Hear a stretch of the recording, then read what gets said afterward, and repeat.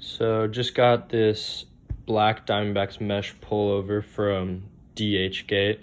Have the real one right here, and just thought I'd do a side-by-side comparison to kind of show you guys the differences between the two and what to expect if you order. So the first thing I noticed when I got the replica jersey was the D's are a little different on the side. As you can see, they're a lot more narrow, kind of shorter. If you look at the real one, they're a lot bigger and they kind of encompass the whole logo, whereas these are very narrow. Also, you notice the colors are a bit different. This shade of purple is a lot darker than this shade of purple. It doesn't look bad by any mean, but these are just the differences you can tell. Also, the teal is a little different. It's a lot greener here on the fake jersey, whereas over here it's a lot more of that teal. It's a lot bluer. It pops a little bit more.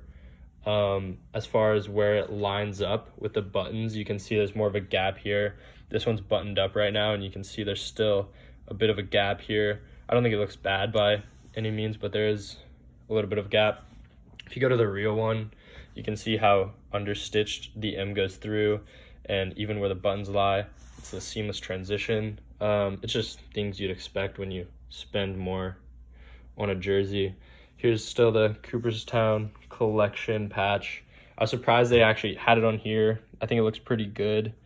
I like that they added that. I like that part of the jersey. If we go up to the patch, I actually really like the way this patch looks.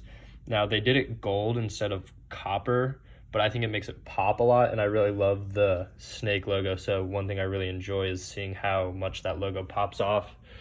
This one's the real one. As you can see, the copper really kind of fades in there, and it's a lot harder to see. The snake looks good, everything looks good.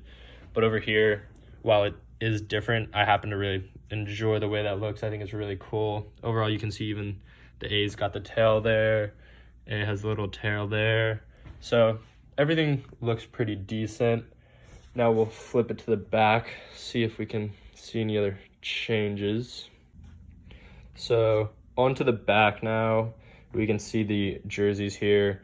You see again, the shade of purple is a little bit different than the shade of purple on the real one.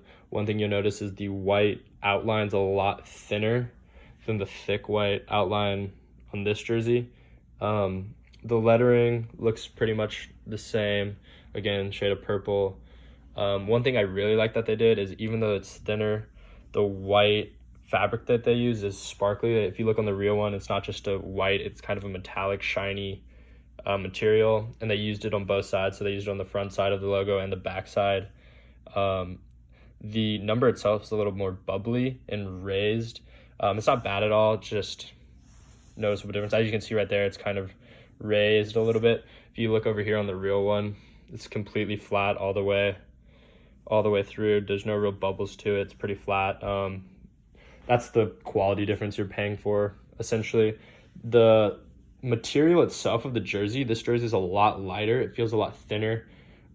This jersey over here feels a lot thicker, a lot heavier. So depending on what you like, that might be something to take note of. I don't mind this. This jersey, all in all, is about $22, I believe. So I think for how much I paid for it, I got a great deal on it. I think it looks good. I can wear it around, not worry about getting it messed up. Very obvious to tell still what it is. Unless you really compare it side by side, there's not too much you can nitpick apart from one to the other. So I'm happy. Hopefully you guys enjoyed.